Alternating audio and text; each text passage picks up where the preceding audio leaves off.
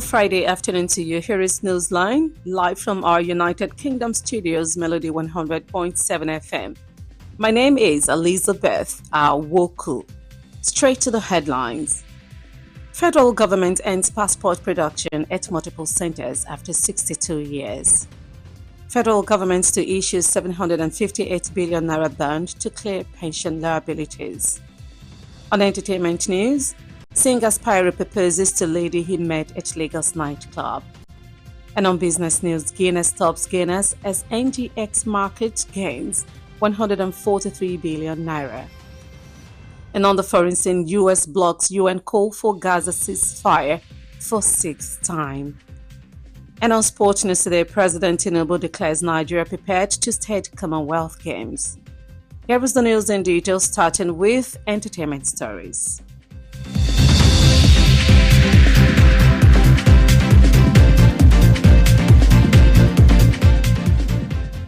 Nigerian singer Oludipe Oluwasomi David, popularly known as Spyro, has proposed to his partner Janet Atom, a woman he first encountered at a nightclub in Lagos. The singer, in a post shared on his social media, as a sacred covenant made before God. And straight to national news, the Nigerian Immigration Service (NIS) has officially ended passport production at multiple centers, transitioning to a single centralized system for the first time in 62 years. Minister of Interior Dr. Olubunmi Tunji said this while inspecting Nigeria's new centralized passport personalization center at the NIS headquarters in Abuja. He stated that since the establishment of NIS in 1963, Nigeria had never operated a central passport production center until now, marking a major reform milestone. He explained that old machines could only produce 250 to 300 passports daily, but the new system had a capacity of 4,500 to 5,000 passports every day. Both chambers of the National Assembly have secured the understanding of the Ministry of Finance on the withdrawal of all circulars already issued for contract awards in the 2025 fiscal year. With the development, the 23.9 trillion naira capital component of the entire 54.99 trillion naira 2025 budget will extend to the 2026 fiscal year. The decision to withdraw circulars already issued for contract awards for the 2025 fiscal year by the executive was jointly taken by the committees on appropriations of both the Senate and the House of Representatives. Checks reveal that the committees on appropriations of both chambers had a meeting yesterday with the economic team of President Bola Ahmed Tinubu. In another story, the federal government may issue a 758. In another story, the National Pension Commission, PENCOM, has disclosed that the federal government may issue a 758 billion naira bond before the first week of October to clear outstanding pension liabilities. The Director of Contribution and Bond Redemption Department at PENCOM, Mr. Usman Musa, while speaking with journalists in Abuja, explained that the process had already begun and was moving quickly following the approvals of the Federal Executive Council and the National Assembly. The Director General of PENCOM, Mrs. Omolola Oloworaro, said the inauguration of the Pension Industry Leadership Council marked a historic milestone for the pensions industry. She explained that the council was designed to provide collective leadership and coordination similar to the Bankers Committee in the financial system. Thank you for staying tuned. Newsline returns shortly. Stay with us.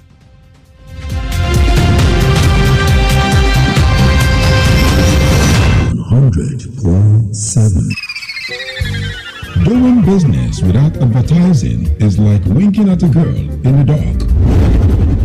Do not be like a potential bachelor who is busy cutting an eye for a beautiful lady in a very dark room. Give your business the much needed publicity it deserves. Come do business with us by advertising your goods and services on Melody 100.7 FM Ibadan, and let's use our platform to uplift your own. Advertise with us by contacting our marketing department at number 2 MB Makpadero Street, Bodiwasimi, Basharu, Ibadan, Oyo State, Nigeria. Telephone 0915-500-107. That is 0915-500-107. You can also follow us on all our social media platforms at Melody 107 FM. At Melody FM Ibadan, we help make your business to blow. Yaga yaga. Melody FM, your real home of entertainment. Stay tuned. Yes, Melody. Melody FM 100.7. Welcome back. You've been listening to Newsline on Melody 100.7 FM. Thank you for staying with us. And straight to the business story. The Nigerian exchange sustained its bullish momentum as investors recorded a gain of 143 billion naira, driven largely by price appreciation in Guinness Nigeria PLC, Unicel Interlinked PLC, and Regency Alliance Insurance PLC. At the close of trading, the market capitalization of listed equities rose from 89.89 trillion naira on Tuesday to 90.03 trillion naira, while the all-share index advanced 0.16% to settle at 142,263.12 points. Guinness emerged as the top gainer of the day, appreciating 9.79% to close at 46.65 naira per share. Unicel Interlinked followed with a 9.60% increase to 5.82 naira, while Regency Alliance Insurance gained 9.38% to end at 0.70 per share. And on the foreign scene, the U.S. has for the sixth time vetoed a draft resolution at the United Nations Security Council that would have demanded an immediate and permanent ceasefire in Gaza and the release of hostages. U.S. Deputy Middle East Envoy Morgan Ortagus said the text did not go far enough in condemning Hamas or recognize Israel's right to defend itself. All 14 other members of the Security Council voted in favor of the draft resolution, which described the humanitarian situation in Gaza as catastrophic and called on Israel to lift all aid restrictions. It comes as the UN Humanitarian Office warns that the last lifelines for civilians are collapsing in Gaza City as Israel expands its military offensive. Finally, on Sports News Today. Yesterday, Nigeria hosted the Commonwealth Sport Bid Evaluation Committee in Abuja, marking a significant step in its bid to stage the 2030 Commonwealth Games. President Bola Tinubu, represented by his Chief of Staff, Mr. Femi Gbajabiamila, officially welcomed the delegation at the Aso Rock Villa. He announced that Nigeria is fully prepared to host the Commonwealth Games, while reiterating Nigeria's commitment to deliver an inclusive, diverse, and world-class Commonwealth Games in 2030, assuring that it will be the first of its kind on African soil. Before we end Newsline, here is a recap of the highlights.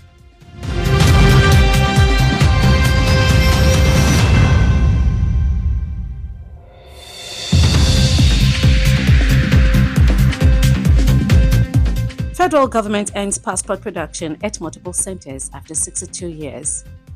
Federal government to issue 758 billion naira bond to clear pension liabilities. Singer Spyro proposes to lady he met at Lagos nightclub. Guinness tops gainers as NGX market gains 143 billion naira. And on the foreign scene, US blocks UN call for Gaza ceasefire for sixth time. And lastly, on Sports News Today, we told you that President Tinubu declares Nigeria prepared to stage Commonwealth Games. And we've come to the end of Newsline and Melody 100.7 FM. Kindly join us on our social media platforms for more news stories and excellent programming. Newsline was compiled and produced by Babola Egunfemi and Atonda Oluwajemiloju. Edited by Temitope Broima. I am Elizabeth Awoku. Please stay tuned for the Yoruba version of the news shortly. Good afternoon, and thank God it's Friday.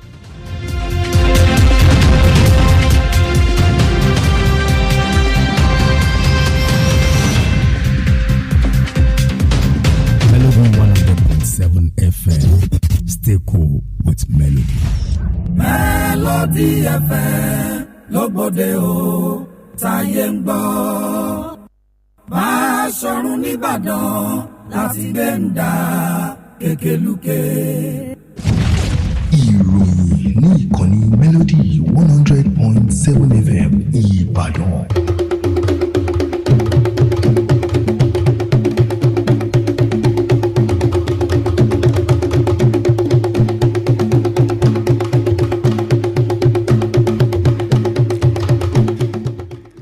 Ẹ̀kaàsán, àkójọpọ̀ ìròyìn ló ń dé sí etí gbọ̀nyìn láti ìkànnì Melody 100.7 FM. Eyitayo Olúṣọlá ni oníròyìn. Ṣáájú, ẹ gbọ́ àwọn kókó tó wà nínú ìròyìn náà.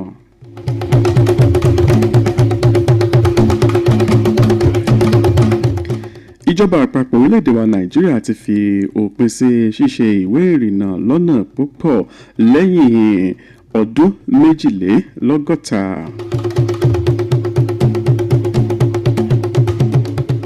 Ìjọba àpapọ̀ orílẹ̀-èdè wa Nàìjíríà ti fi ìpín ìdókòwò bílíọ̀nù 652 náírà síta láti lè san gbèsè owó ìfẹ̀yìntì.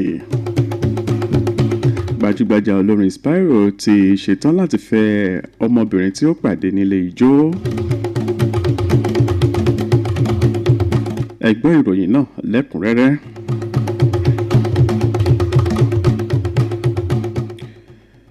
Gbajúgbajà olórin tàkasúfè ọmọ orílẹ̀-èdè wa Nàìjíríà torúkọ rẹ̀ ń jẹ́ Olúdípẹ̀ Olúwaṣánmi David tí gbogbo ènìyàn mọ̀ sí Spyro. Òun náà ni ó ti ṣetán báyìí láti fẹ́ ọ̀rẹ́bìnrin rẹ̀ torúkọ rẹ̀ ń jẹ́ Janet Atum tí wọ́n ní wọ́n kọ́kọ́ pàdé ní ilé ijó kan tó wà ní ìlú Èkó. Gbajúgbajà olórin yìí òun náà ni ó fi ìròyìn ọ̀hún síta lórí àwọn ìkànnì ìbánidọ́rẹ̀ẹ́ rẹ̀ lónìí tó sì sọ pé bí àwọn ṣe pàdé lóòrọ̀ kùtùkùtù 30 oṣù kẹta ọdún 2024 ní ẹnu iṣẹ́ òun náà ni ó jẹ́ nǹkan tí òun ò lè gbàgbé. Ó ní àwọn pàdé ní nǹkan bíi aago 3 òru ìṣẹ́jú díẹ̀. Ó ní èyí tí ìpàdé àwọn yìí tí ó sì yọrí sí ìbáṣepọ̀ tó dánmọ́rán tó jẹ́ èyí tí ó ń fún un láyọ̀ látìgbà náà títí di àsìkò yìí. Florence Ọ̀tẹ́dọ́lá tí gbogbo ènìyàn mọ̀ sí DJ Cuppy òun náà ni ó ti sọ̀rọ̀ nípa ìwòye rẹ̀ nípa ìgbéyàwó èyí tí ó sọ pé ó jẹ́ nǹkan tí ó ṣe pàtàkì ní àárín ọkùnrin àti obìnrin nípa ìbáṣepọ̀. Ó sọ̀rọ̀ náà lórí ìkànnì ìbánidọ́rẹ̀ẹ́ rẹ̀ níbi tí ó ti ṣàlàyé ojú ìwòye rẹ̀ sí ìgbéyàwó tí ó sì sọ pé ó jẹ́ nǹkan tí Ọlọ́run fúnra rẹ̀ tí ó ṣẹ̀dá. Ilé-iṣẹ́ tó ń ṣe ìwọléwọ̀de lórílẹ̀-èdè wa Nàìjíríà ó ní wọ́n ti kéde wípé ṣíṣe ìwé ìrìnnà ní ọ̀nà púpọ̀ náà ni ó ti dópin o lẹ́yìn ọdún 62 sẹ́yìn. Mínísítà tó wà fún ọ̀rọ̀ abẹ́lé lórílẹ̀-èdè wa Nàìjíríà ọ̀mọ̀wé Olúbùnmi Túnjí Òjó òun náà ni ó sọ̀rọ̀ yìí lásìkò ìgbà tí ó ṣe àbẹ̀wò sí ibùdó tí wọ́n ṣẹ̀ ṣe ọ̀hún èyí tí ó wà ní olú iléeṣẹ́ náà ní ìlú Àbújá. Ó sọ̀rọ̀ yìí ó ní látìgbà tí wọ́n ti dá iléeṣẹ́ tó ń rí sí wọléwọ̀de lóde wa Nàìjíríà sílẹ̀ lọ́dún 1963 ó ní irú ẹ̀ kò ṣẹlẹ̀ rí torí pé ibi tí wọ́n ti ṣe ìwé ìrìnnà òun náà ni kì í ṣe ojú kan kó tó di wípé wọ́n ṣe àṣeyọrí èyí tó sì jẹ́ pé ojú kan òun náà ni wọ́n ti máa ṣe gbogbo ìwé ìrìnnà báyìí.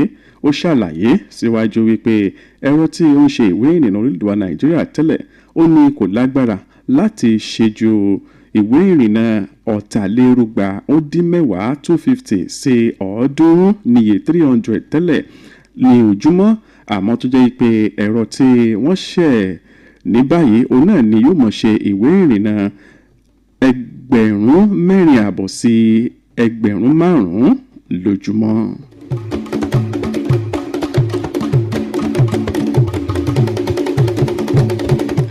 Ilé aṣòfin àpapọ̀ ilẹ̀ wa Nàìjíríà ó ní wọ́n ti sọ pé àjọyé ti wà láàrin àwọn àti iléeṣẹ́ tó ń rí sí ètò ìṣúná lórílẹ̀‐èdè wa Nàìjíríà láti gba gbogbo ìwé tí wọ́n fi síta fún iṣẹ́ kọ̀ǹgílá èyí tí wọ́n sọ pé ó wà lábẹ́ ètò ìṣúná ọdún 2025 gẹ́gẹ́ bí ohun tí wọ́n sọ. Wọ́n ní gbogbo àwọn iṣẹ́ kànrìnkànrìn tí wọ́n fi síta tí owó rẹ̀ jẹ́ tírílíọ̀nù lọ́nà 23 èyí tí ó wà nínú àbá ètò ìṣúná ọdún 2025 tí gbogbo owó rẹ̀ jẹ́ tírílíọ̀nù 54 ó lé díẹ̀ fún ti ọdún 2025 òun náà ni wọ́n sọ pé yóò sì wọ ọdún 2026. Wọ́n ní ìpinnu láti gba gbogbo ìwé kọ̀ǹgílá tí wọ́n fi síta yìí padà òun náà ni ó ní ṣe pẹ̀lú ọ̀rọ̀ tí àwọn ti jọ sọ pẹ̀lú iléeṣẹ́ tó rí sí ètò ìṣúná lórílẹ̀‐èdè wa Nàìjíríà àti ìgbìmọ̀ tẹ̀kótó ilé tó wà fún ọ̀rọ̀ àbá ètò ìṣúná.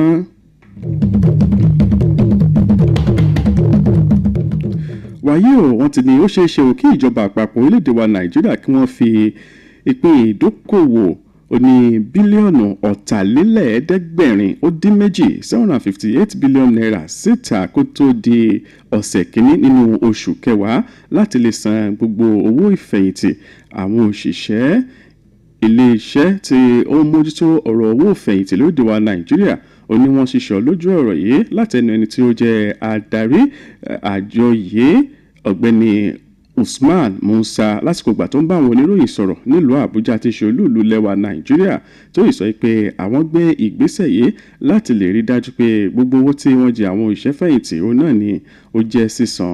Ẹni tí ó jẹ́ adarí àgbà fún àjọ tó mójútó owó fẹ̀yìntì arábìnrin Ọmọlọ́lá Olówó Rànran ló sọ̀rọ̀ yìí tó sì sọ pé àwọn ò rí dájú pé gbogbo owó náà ni ó di sísan.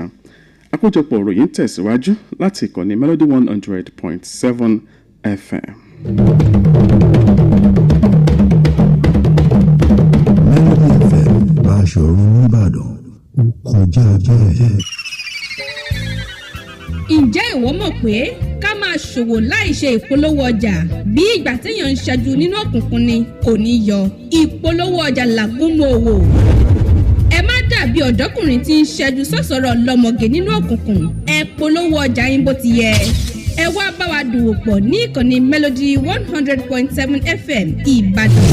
Nípa pípolówó ọjà yín ká sì fi tiwa gbé tiyín lárugẹ. Ẹ kàn sí ẹ̀ka ìpolówó ọjà wa níléeṣẹ́ wa tó wà ní ojúlé kejì MB Mápàdérun Bódè Wàásìmí Báṣọ̀run Ìbàdàn nípínlẹ̀ Ọ̀yọ́ orílẹ̀-èdè Nàìjíríà. Ẹ sì lè pè wá sórí ẹ̀rọ ìbáraẹnisọ̀rọ̀ 0915 500 107 lẹ́ẹ̀kan sí 0915 500 107. Bákan náà lẹ́tún lè kàn sí wa lórí àwọn ìtàkùn ayélujára wa @Melody 107 FM ní ìkànnì Melody FM Ìbàdàn. À ń polówó ọjà tó kówó yóò sì búrẹ́kẹ́. Melody FM ìkànnì àgbọ́dúnú ẹ mọ̀ gbádùn ẹ̀ ṣòro. Rédíò yìí kọjá bẹ́ẹ̀. Melody FM Báṣọ̀run Ìbàdàn.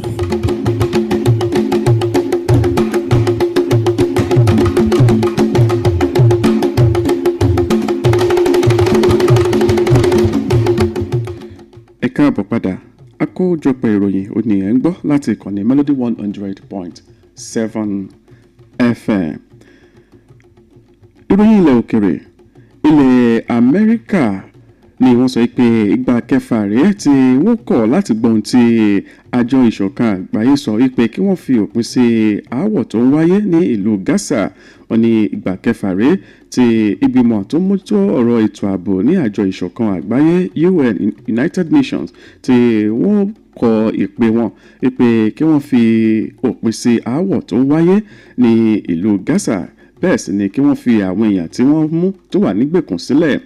Ẹni tí ó jẹ́ adarí aṣojú ilẹ̀ Amẹ́ríkà ní ẹkùn ọ̀hún Morgan Ortagos òun náà ló sọ̀rọ̀ yìí tó sì sọ pé ọ̀rọ̀ tí wọ́n sọ yìí òun náà ni kò tí ẹ̀ bu ẹnu àtẹ́ lu ìlú Hamas rárá àti wípé bẹ́ẹ̀ ni wọn ò tún jẹ́ kí ilẹ̀ Israeli kí wọ́n ní ẹ̀tọ́ láti ti sọ̀rọ̀ nípa ohun tó ń ṣẹlẹ̀.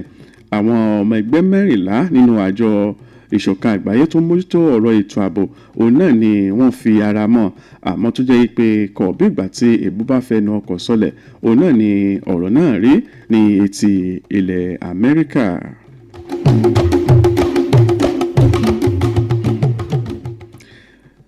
ìròyìn eré ìdárayá lánàá òun náà ni ààrẹ orílẹ̀-èdè wa Nàìjíríà ààrẹ Bọ́lá Ahmed Tinubu fi ọwọ́ sọ̀yà tó sì sọ pé orílẹ̀-èdè wa Nàìjíríà ti ṣetán báyìí o láti gba ìdíje Commonwealth.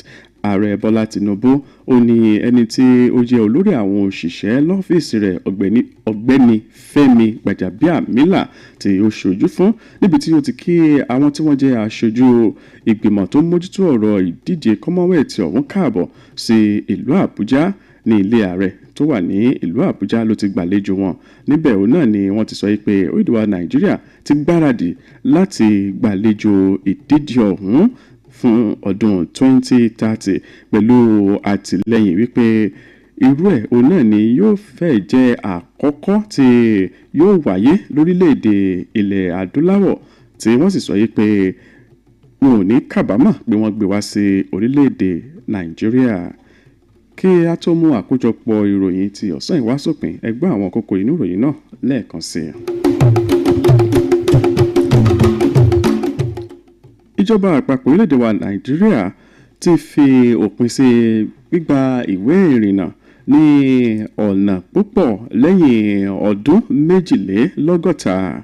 Ìjọba àpapọ̀ orílẹ̀-èdè wa Nàìjíríà ṣetán láti fi ìpín ìdókòwò oníbílíọ̀nù 582 síta láti san owó ìfẹ̀yìntì.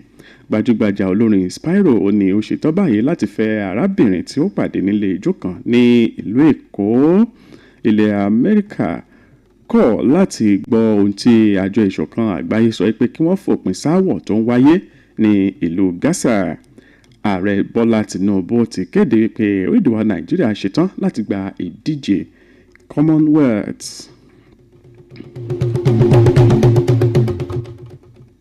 Bọ́bọ́lá Egúnfẹ́mi àti Àtàndá Olúwàjọmílójú ni wọ́n ṣe àkójọpọ̀ ìròyìn náà.